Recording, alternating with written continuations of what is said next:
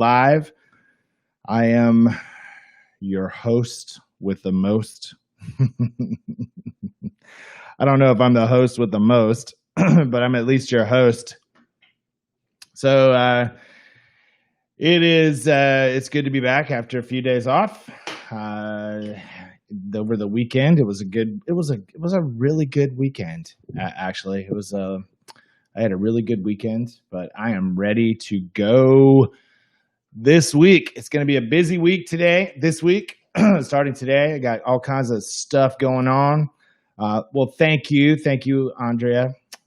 Thank you for that. Appreciate that. It was fun to be able to preach again. I was missing it, so I'm going to preach again next Sunday, and then I'm going to take the following Sunday. I won't be preaching, but I will be there.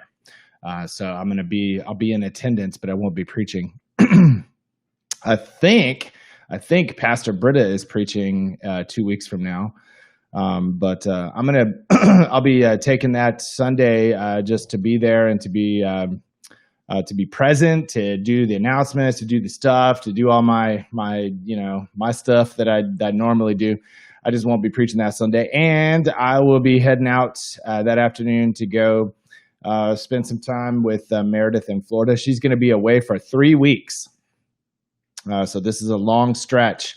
But part of that, I'll be there, and I think our kids are going to go down and be there with her too. So, but at any rate, she is down in Florida today, and will be gone for 3 weeks, which sucks. But it's all for a good cause, man. She's doing good work there, and is doing an amazing job with her team, and they're fighting the good fight there in Florida, man.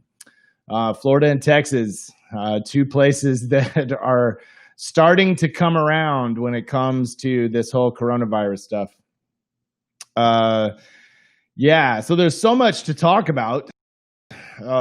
There's so much going on in the world right now. A lot of crazy stuff going on. There's also good things as well. And there's a lot of good changes that are being made in the world. And I think people are starting to realize that maybe your personal freedom. This is here's the thing. When I was a kid, one of the things that I learned, and I don't know if y'all learned this too, but I remember learning this when I was a kid, that I learned that the definition of freedom, my personal freedom, it ended like in the 6 inches in front of my face. Do you know what I mean? That when your idea of freedom begins to impinge on other people's freedom to pursue life, liberty, and the pursuit of happiness, right? These are all the things that we say that our country is founded upon. I mean, lots of people are thumping their chest and saying this stuff now. But unfortunately for them, they forgot that basic sort of kindergarten rule that, you first of all, you keep your hands to yourself, right? Keep your hands to yourself. And that, your freedoms end right here, I mean, so when it comes to mask wearing, when it comes to putting on your dang mask, the fact of the matter is that, by not doing so, then now this thing that you say that you hold dear, like my freedom is so important, I can't wear a mask, right? So, I mean, if that's what you're saying, then what you're doing is now you have basically eliminated the freedom of everybody around you, which makes you a traitor. At the very least, right? But I don't know. It doesn't make you a traitor, but it does make you a dumbass. So just wear the mask, right? I mean, that's kind of the news that we need to be spreading today is wear your mask. And there's all kinds of cool masks that are being produced by the minute, right? That you can order and you can have personal expression and all kinds of cool stuff, like the ones that I have ordered. I now have a whole assortment of masks that are on the way. here shortly. Hopefully, they'll get them printed and get them to me. But I've got some cool masks, and that's probably going to be my. I had a friend that told me I was talking about the mask, and she said, "I think the masks are going to become your new T-shirts." And I was like, shh, don't say anything. They're a lot less expensive than T-shirts, which is good, right? And then you have all of this personal expression. So I did get some. I got a whole stack of them over here. So what I've got going on now is I've got like the these are called gaiters, which are very, very nice. So you just put these over you just put them over your head, and then you just pull them up. And so I've got a Denver Broncos one. I've got a Florida State one. See, these are all my sports, so FSU. And I've got another Denver Broncos one. I've got another Denver Broncos one. I've got a Chicago Cubs. And then, of course, I've got the Love God, Love Everybody mask, which this week we are going to be giving away to 50 lucky people. Well, actually, it'll be 50 people will get a mask. We're going to give away, I think, 50 masks, I believe. But we're going to send that out here soon, maybe today. We're going to send the thing out that's going to be like the first, so whoever emails in first, right? We're going to count like the first 50 people or so. And, we'll count the first 50 masks. So at any rate, if you email us, we'll make sure that you get it. We're going to do a distribution of the masks. So if you're far away, just let us know and we'll mail them to you. But if you're one of the first ones that emails us, but we're going to do it through our email.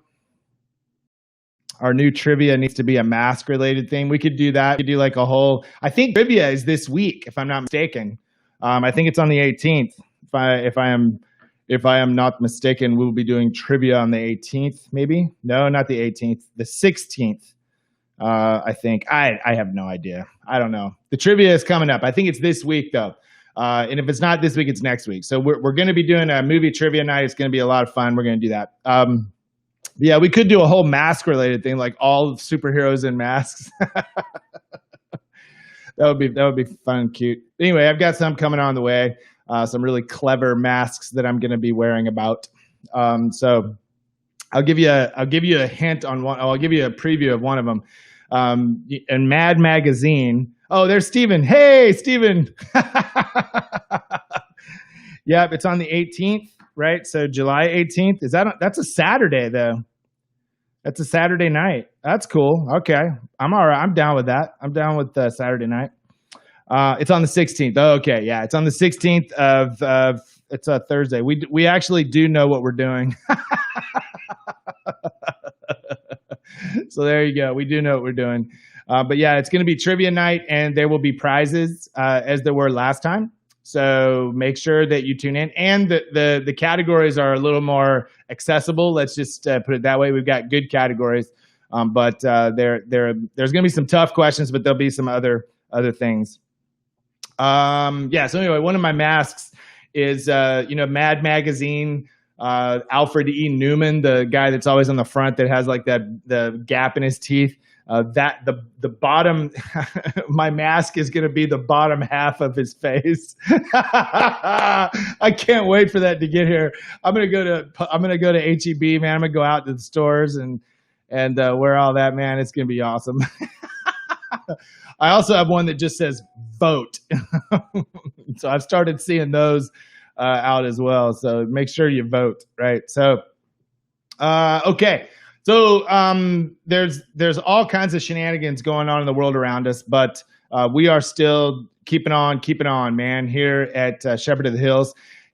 There's going to be a video. I'm going to send it out today. I'm going to post it on our Facebook page. It's the video that we showed yesterday during our little PSA thing where we were talking about masking up. It's a video that I found it was amazing, and we purchased it so we can share it. All right, so I'm going to get that out to everybody today. So I would encourage you, when you see that video on our Facebook page, I'm going to put it on mine too. I would encourage you to share that video, like share it everywhere, because it's got this simple, sweet Christian message, about what it means to be a follower of Christ, to wear a mask, to care for the people around you, right? That it's an act of service. And so that we're going to be sending that out. I want y'all to make that viral, like send it out to everybody, share it. It'll be great. Oh, I'm sorry, Ann. Sorry you can't make it. That's tough. But we'll miss you, and yeah, we'll have a good time. We'll try to have a good time without you, but we'll miss you. Okay. Let me think about all the things that are going on that I need to tell you about.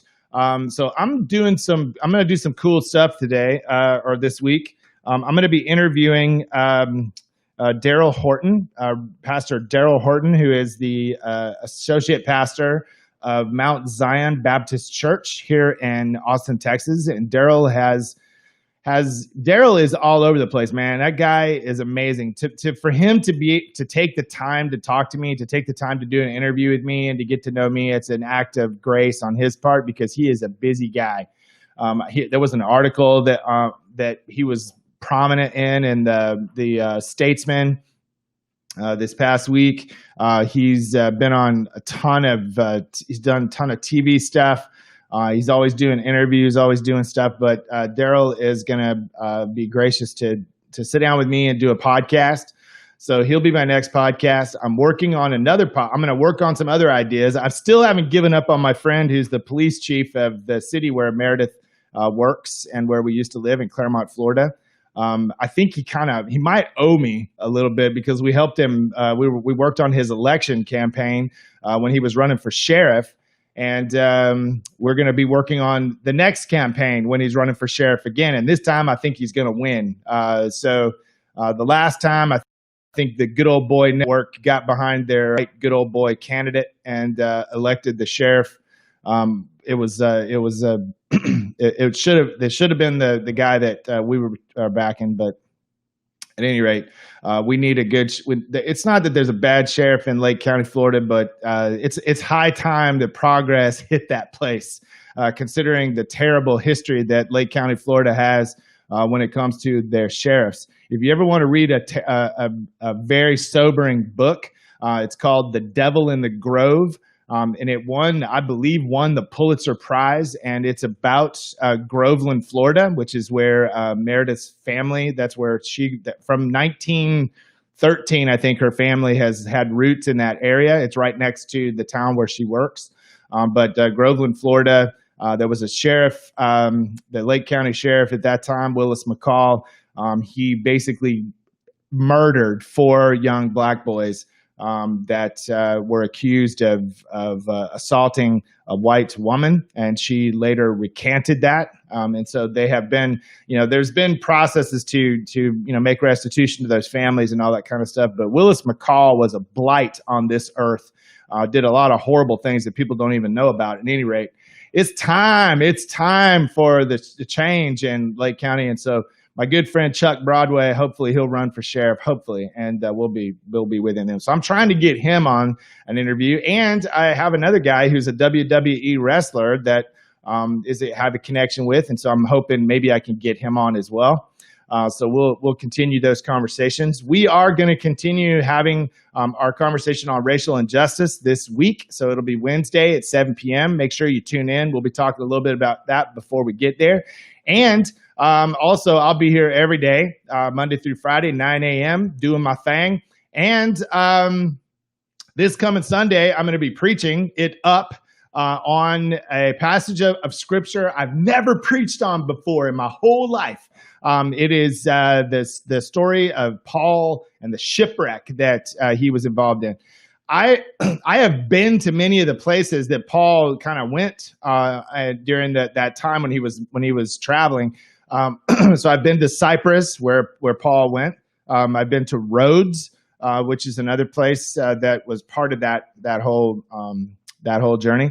And so it's going to be exciting to be able to preach on that passage and to kind of connect with what we're doing in terms of showing Jesus, because Paul went through some horrible stuff, right? During that whole time, he went through some horrible stuff, and there were moments when he could have definitely lost his witness, so to speak, right? That there were things that happened that he could have gone another way, and yet he remained faithful. He showed Jesus to even the people who were imprisoning him. And so it was pretty amazing. So I'm going to preach on that on Sunday. So that's pretty exciting, at least to me. So anyway, it's going to be a busy week, y'all. It's going to be crazy. I think we might even have, let me see if we got stuff going on this week. Yep, we got team night. We've got team night this week for our church, which is our time for our committees and our teams to gather. So we got that going on. So there's going to be all kinds of stuff happening each and every day this week. So, but yes. Oh, great. So Ann, you'll be there on Wednesday. Cool. We'll see you then. So yeah. Today I've got a weird kind of shirt, so we'll do a little bit of I'm riffing today, so I don't really have anything specific in mind. I'm going to try to get you guys to guess an actor, so I'm going to go a little bit in depth into what my shirt has to say, and I'm going to just make sure that I got my yes. All right, shirt. I'm gonna get the quote up from James Joyce is what I was trying to do. Okay, so I have a shirt that I'm wearing today that is a quote from James Joyce, the Irish writer. Okay, so silence, exile, and cunning. Silence, exile, and cunning. Okay, so that's what the shirt says. It was designed by an actor and marketed by the company that I wear some of their stuff every once in a while. It's the company Beverly Kills. Beverly Kills. And so Beverly Kills, the first time I saw this shirt, a Beverly Kills shirt, it was being worn by the guitar player from Korn, Brian Welch. And so I got to hang out. I got to hang out with Brian because of a mutual friend. And so when Korn came to town here last summer, as a matter of fact, they came last summer, and they played a concert here in Austin. My friend and I got to hang out with Brian basically most of the day. Which was cool. At least when he got up, by the time he got up out of bed, we picked him up and we hung out. We went to dinner. Then we took him to the show, and then we hung out at the show, obviously. And then we were on the stage, like on the side of the stage for the entire show. So it was pretty freaking cool. Got to see Alice in Chains up close. Got to meet Jerry Cantrell, the guitar player for Alice in Chains. And I say meet, I saw him backstage after they had done their set and stuff, and so I just got a chance to say hello to him and to tell him how cool I thought he was, essentially. How much I appreciated his music all through the years. It got me through a lot of hard times, and so anyway, that was kind of cool to meet him and then to hang out with the entire band of Korn, except for the lead singer, Jonathan Davis. He didn't hang out with us. He had his own dressing room, his own stuff. I mean, he didn't hang out with the band at all. But the rest of the band I got to hang out with and talk to, and they were really sweet and cool, and gave us, somebody had ordered 5 million pizzas, and they all are sober. And there was also beer there, that the place had stocked. But the beer was for their guests. All the guys are sober. They don't drink and they don't take drugs because they all almost died from doing both things. But Brian is a Christian and very devout guy. He went through a really hard time. He was a meth addict. He's got a great story. If you ever want to just Google Brian Welch, you'll find all kinds of cool stuff. He's written books. He did a documentary on his life, on kind of his journey to sobriety, and his effort to fight to keep his daughter.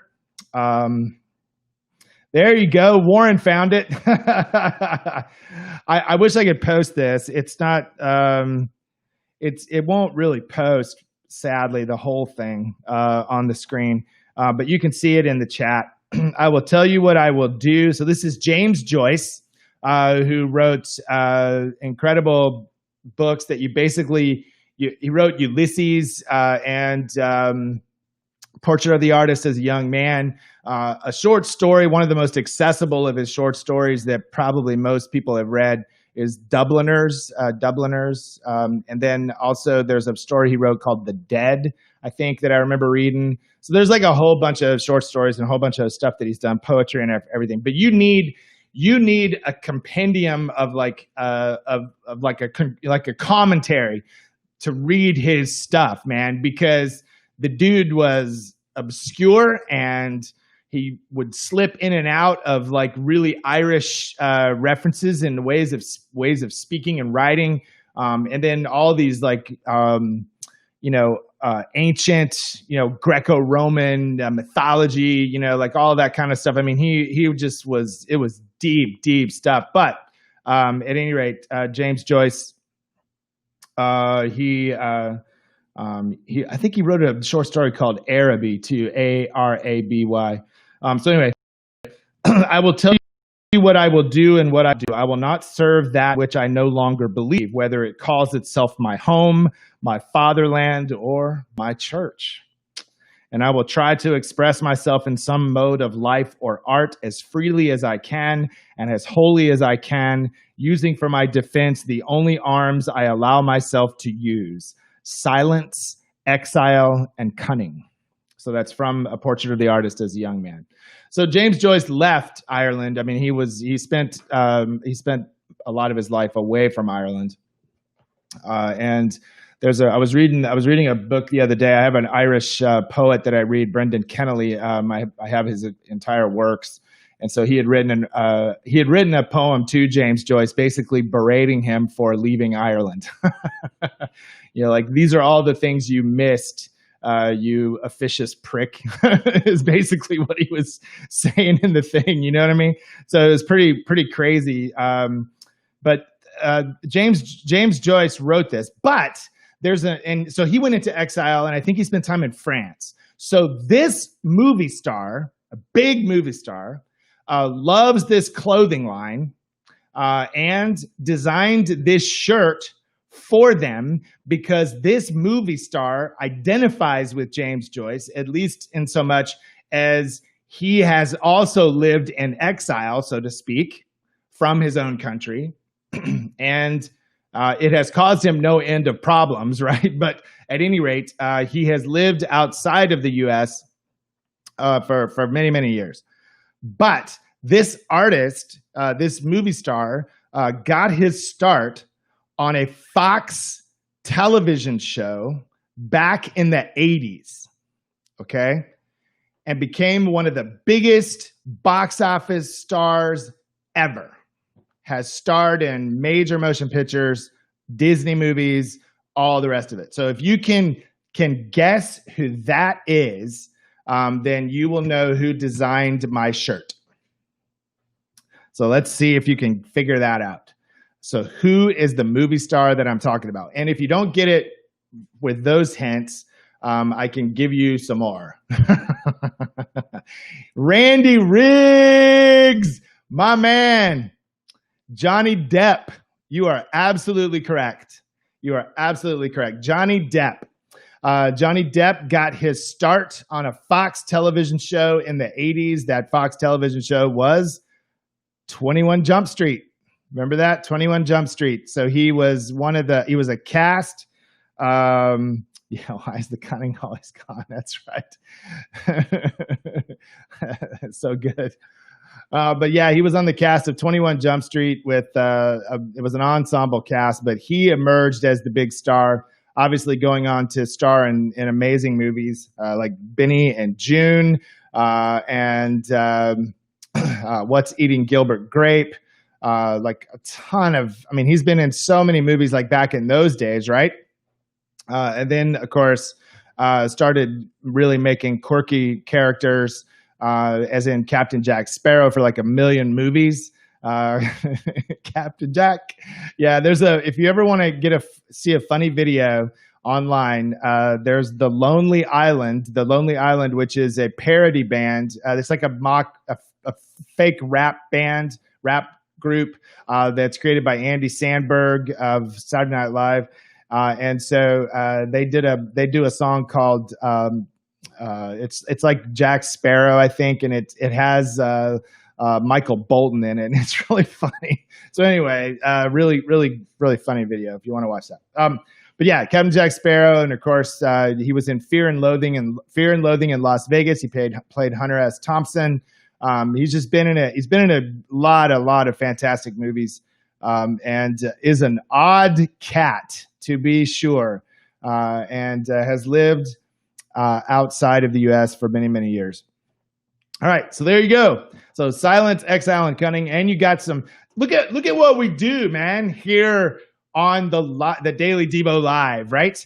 We've got literature, and not just literature, but like literature, like James Joyce. We had like conversations about James Joyce and art and poetry and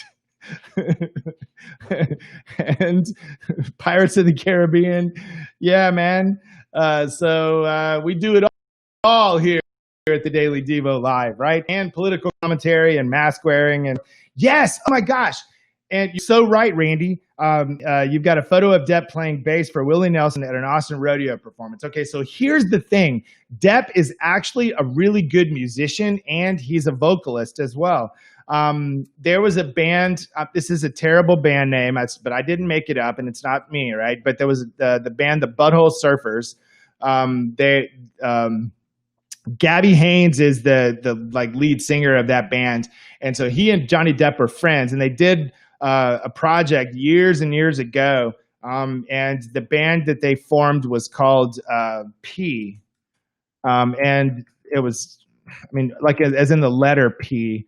And I need to look in my, if I can find it. Let's see if I can find it on my thing. Man, I know I have this. But anyway, there's he did a group. I think it was P that he did. It was the name of the band was called P. Anyway, they did an album, and they did a cover of Dancing Queen, which is just awful. But Johnny Depp is in a band with Alice Cooper and Joe Perry of Aerosmith. It's called the Hollywood Vampires. And so they've done 2 albums, right? And so Johnny Depp, the last album, let me see. I think I talked to you guys about this at one point. But it was, the last album is one that let's see, Hollywood Vampires. I got him in here. Hold on. Okay, so the last album they did was called Rise, and it's a lot of covers. There's a lot of cover songs on it, including a cover of David Bowie's Heroes, and Johnny Depp plays guitar and sings on that song. And they do like a bunch of other stuff as well, including a remake of a song that was done in the 80s called People Who Died. So anyway, really good album. Beer and Clothing in Las Vegas. So funny, yeah. So anyway, it's crazy. It makes you sick, doesn't it, sometimes when you see these movie stars, and then they can also sing, and they can like do other things, and they're like so freaking talented. I mean, it just makes you ill, doesn't it? It's like, how in the same deal? But I mean, like the same things that make them, like talented, in acting and so forth. Usually they also have the ability to sing. A lot of them do. As you see some of the big budget musicals that come out, and they can sing. But there's a huge difference, right, between the people who do Broadway shows and the way that they can sing and the way that they can comport themselves and dance and so forth, than like a regular movie star, right? The talent between the two of those is just pretty vast. In fact, case in point, I mean, hopefully some of y'all had a chance to watch Hamilton. Disney is just brilliant, right? They put out Hamilton in the middle of the summer, and it just got amazing, right? So what's going on with my chat? I can't see all of a sudden. But anyway, so yeah, cool stuff, guys. All right, so let me get to the Daily Devo, and we'll jump right into that.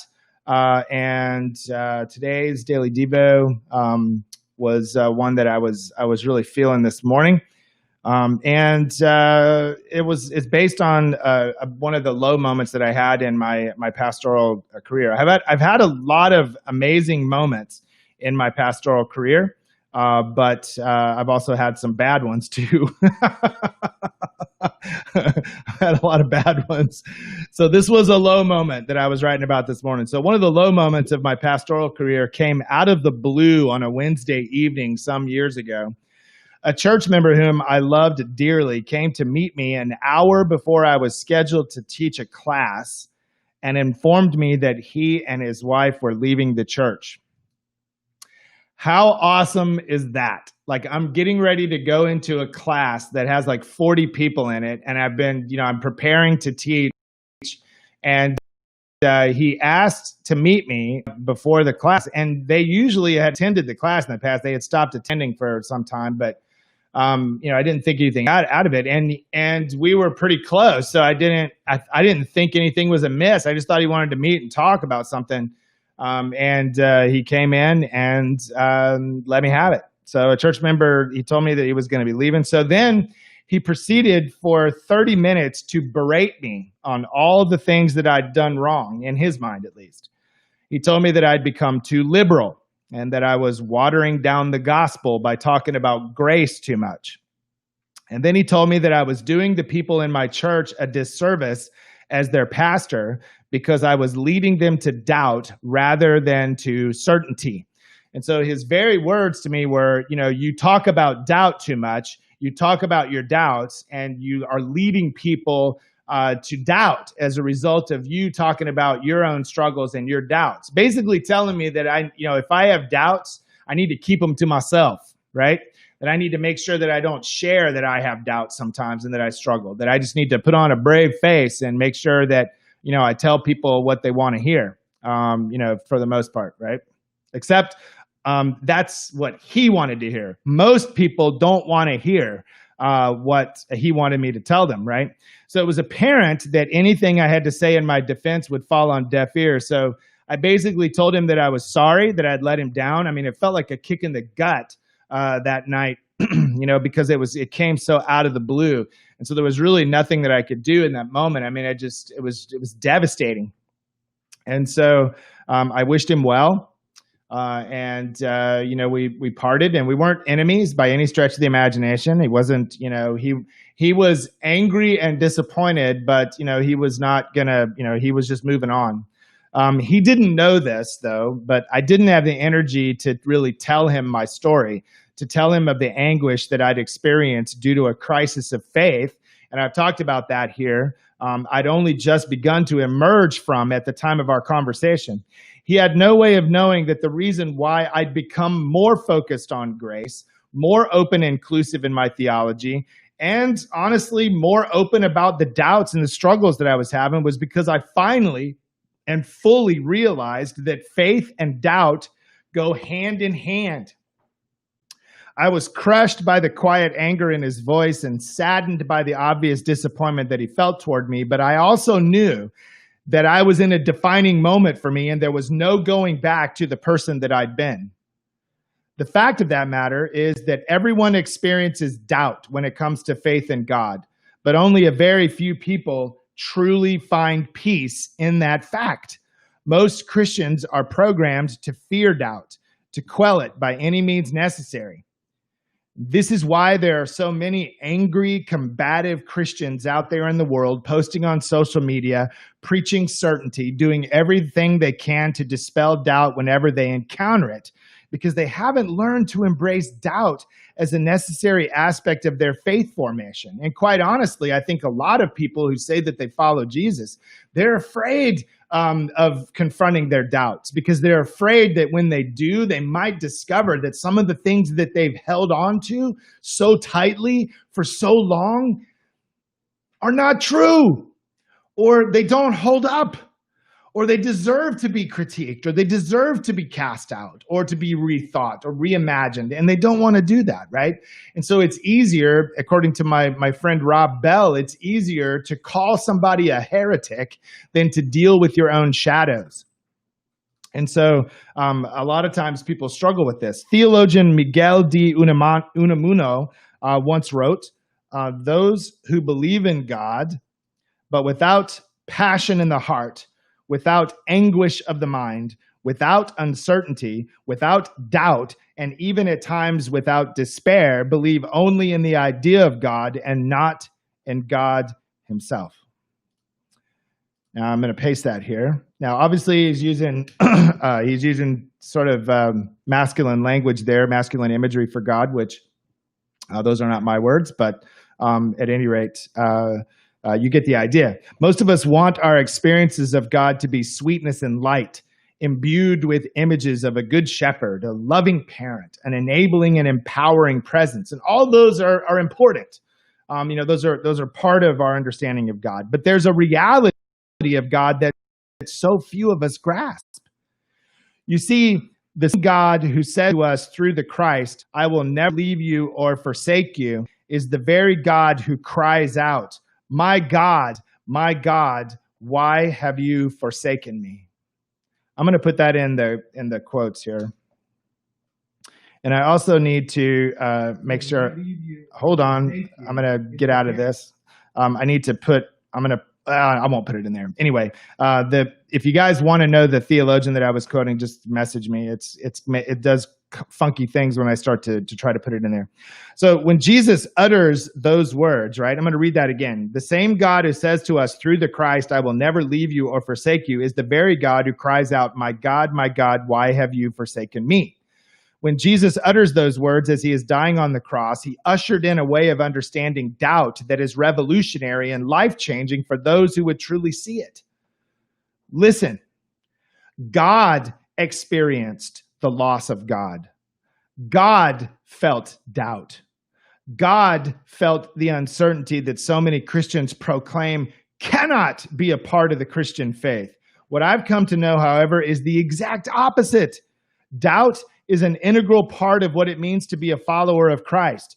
It keeps us from merely believing in an idea of God and missing out on the reality of God all around us through the eternal, universal Christ who is in all and through all. That's from Ephesians chapter 4, verse 6. So don't be afraid of your doubts. Know that they are an integral part of your faith formation, the person you are becoming as God continues to transform you into your best and truest self. May the grace and peace of our Lord Jesus Christ be with you now and always. Amen. So if you encounter someone who says to you, if you have a friend who's a follower of Jesus and says to you, like, I'm struggling with doubts and I know that I shouldn't, right? I know that I shouldn't because I'm supposed to believe. I know that I shouldn't. No. You tell them that it's okay. You tell them that they should have some doubts once in a while. The reason why they have doubts is because they're struggling with their faith. They're actually engaged with it. If they don't have any doubts, honestly, it's not faith. It's just blind obedience. It's just belief in an idea, right? When you have faith, faith inherently causes you to have questions. Faith inherently puts you in situations where you struggle with the unknown. That's why it's called faith. That's why, that's why you're in the midst of it, right? Is because, if it wasn't that, it would just be belief, right? Well, I believe this, right? So, I mean, I'm not, faith is the substance of things that are hoped for, the evidence of things not seen. It's a paradox. It doesn't make sense. But nonetheless, that's the space within which God even operates, right? That God, through Christ, through Jesus, the incarnation, the embodiment of God in human form, experienced everything that you and I experience. And it's one thing to know something, right? It's one thing to be all knowing and to be all, omnipresent, omnipowerful, I mean, all omnipotent and all the things, right? It's another thing to feel it, right? And so through Jesus, God felt it, right? Experienced it, knows exactly what it is to be us. And that is a huge part of who we are as followers of Jesus, as people who hold our faith and our doubts in tension, and know that there can be no faith without doubt, and that doubt is not something to be feared. It's something to be embraced to a certain extent, to realize that it's not the end of you, right? That there's more. So anyway, hopefully, hopefully I kept going, y'all. Sorry. Hopefully this really spoke to some of y'all. I got some emails already for some folks who were really appreciating that and needed to hear it. So hopefully some of y'all did too. Love you guys. Appreciate you so much. Thank you for being here. Thank you for being a part of this each and every week and every day. So good job. Let's see. Warren says, I refuse to prove that I exist. Yeah, that is awesome. Look at that. Douglas Adams, you got some Hitchhiker's Guide there too. Man, you know, there is knowledge and there's wisdom in so many places, right? That you just need to have eyes open to see it. So blessings, everybody. Have a great week. And we'll see you tomorrow morning. We'll be back again, ready to do this. And there'll be more fun and shenanigans, I'm sure. And more mask updates. So be on the lookout. Be on the lookout for the email that'll go out and the Facebook post. We'll have a specific email that you'll need to email, right? So you can't just message us on Facebook. You can't do it. There will be an email and you'll have to click on it and you'll have to email. And the first people, I think we'll do a maximum of 2 masks per email, okay? So you can get 2 masks and then we'll be able to do the distribution will happen sometime this week as well. So we'll set up a time and I'll be there and probably Kathy and who knows who else. But Kathy is our administrator. And so we'll just be at the church between a certain time period and you can just drive up and then we'll give you your mask and check you off the list. And we'll get some more masks. So we're going to order some more, I'm sure. And we'll get those in. But we wanted to whet your appetite, right? Kind of drive some energy behind all this and to make a point that we need to wear our masks. So have a great day, guys. Be well, be blessed to be a blessing. Can't wait to see you tomorrow. And we'll see you then. All right.